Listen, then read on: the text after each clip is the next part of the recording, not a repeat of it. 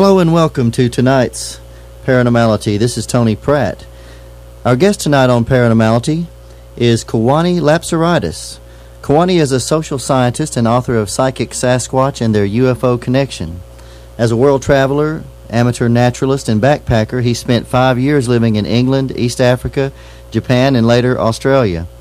He was in the Himalayas in 1968 investigating the Yeti, or abominable snowman. In 1973, he conducted an ethnographic study in conjunction with the Colombian Institute of Anthropology in Bogota, living amongst the Tucuna Indians of Upper Amazonia. His field work resulted in a thesis pertaining to tropical Indians in cultural transition. Welcome to Paranormality, Kewaunee. Yes, good evening. How are you doing this evening? Real fine. Great. Now, Psychic Sasquatch and Star People, ETs, have been contacting you for the past 25 years. And you've documented this in your book, Psychic Sasquatch and Their UFO Connection.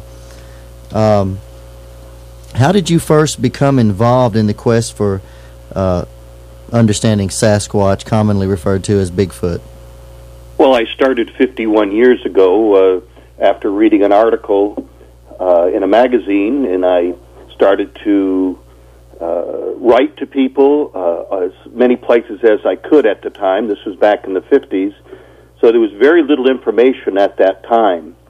But I continued to read every article and talk to my friends in case they saw articles about the abominable snowman, about the Sasquatch in Canada, and so forth. And as time went on, of course, more information came out about the Sasquatch throughout North America. And, of course, Ivan T. Sanderson's book that came out in 1961 was talked about Bigfoot types all over the world. So this, became very intriguing for me. And as a social scientist, I strictly would follow the protocol, but I soon realized 28 years ago when I first experienced the Psychic Sasquatch that there was something not right, and it was a shock to me at the time. Matter of fact, the first time that they telepathically spoke to me, and there was an ET that also spoke to me there, it was a shock of my life. I was working as an assistant director of a Native American agency in Milwaukee, Wisconsin. I had been working part-time as a hypnotherapist and had been lecturing at the Medical College of Wisconsin. So I was very ill-prepared for this kind of a psychic encounter. This continued for months, actually, off and on, and I was in and out of denial for 2 years, even though I knew it had happened, and I had started to document other people that this was happening to, and yet I was, because of my scientific background, I just had a terrible time with it for 2 years. Right, you were just looking for an unknown primate species, and so you say it was about 28 years ago in your 51 years of research that you made this transition or realization that you're moving from the realm of cryptozoology to, I guess, forensic anthropology or anthropology in general. Well, I would say cryptoanthropology. Okay. Not cryptozoology. These are people.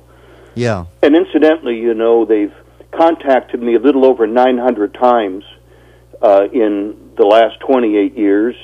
And when my book came out, The Psychic Sasquatch, in 1998, I had documented 76 people who have had Bigfoot telepathic, Bigfoot ET, and/or Bigfoot UFO experiences. Now it's 150 exactly to date of people who have had these experiences.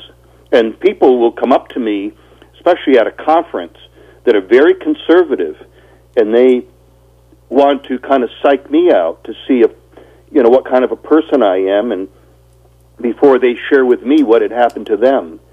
And this is important because there's a lot of people out there who have had the same experience as myself, and they have no one to talk to about it. Sometimes Absolutely. their own spouses won't talk to them about it. So, we're discovering things all the time. I mean, they discover 5,000 new species every year. Most of them are insects, and some of them are amphibians and birds and so forth. But, we're making all kinds of discoveries in many, many different areas of science, especially in medical science and so forth. But, there's certainly, we're going to look back in 5 or 10 or 20 years and laugh at the people that are laughing at me about a psychic Sasquatch.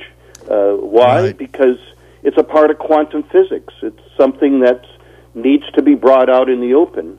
It's like what Mahatma Gandhi said when they, were making fun of him. He said, and I quote, "First they ignore you, then they laugh at you, then they fight you, then you win," end quote. So it seems to be that kind of a thing. There's so many different Bigfoot researchers that are very respectfully coming to me that were actually a little rude to me in the past and are very friendly and said, well, the research is going in the direction that you are, and that's where it's all leading. The thing is, you followed that route far earlier than the rest of us did. So there's several people, actually, that are well-known Bigfoot researchers that believe in the Psychic Sasquatch, but if you brought it up in front of their colleagues, they would poo-poo it. Right, and a lot of these people that are critics or debunker types, even people that are believers in ufology or Bigfoot, tend to criticize things on the face value without actually reading your book or looking into what your actually is coming up with. There's a official publication of the Saucer and Unexplained Celestial Events Research Society, Saucer Smear, and their motto is they're dedicated to the highest principles of ufological journalism, and they gave the honor of most absurd topic to you for your lecture entitled The Psychic Sasquatch and Its UFO Connection, but they add, though we did not hear any of this particular talk and therefore can't say for sure. So that's their highest principles of journalism. So in other words, a lot of times it seems like the people pointing their fingers are not really doing it for an honest reason. Well, some people are insecure. I know several researchers that are very insecure. They want to be top dog and everything, and they work at that, and that's fine, God bless them. But, there are a lot of people who are making a lot of judgments without even discussing anything with me or even thinking this thing through. And I don't really care. I Sure. used to care because I was naive. I thought that as soon as I came out with this, that people are going to talk to me about it and discuss it and so forth, and none of them have. They're too busy, again, finger-pointing, and that's okay. I've left them far behind. They pretend to be out there, and many of them pretend to be doing research, but, the longest I spent in the field was 5 months in one place. I mean, when I go out, and I go out several times a year, so that's real research, not on a weekend or 1 week or spending a couple of weeks in a campground. That's not research. You're living out there amongst them where the reports are, where they're happening, where they're at. Yeah, I mean, where I live now in Washington State here, they come right up to my door. Not all the time, but they do. Sure. And they did last year. They've done it this year.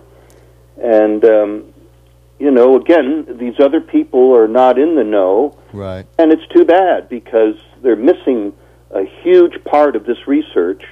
And I have connected what I call the missing link of the research.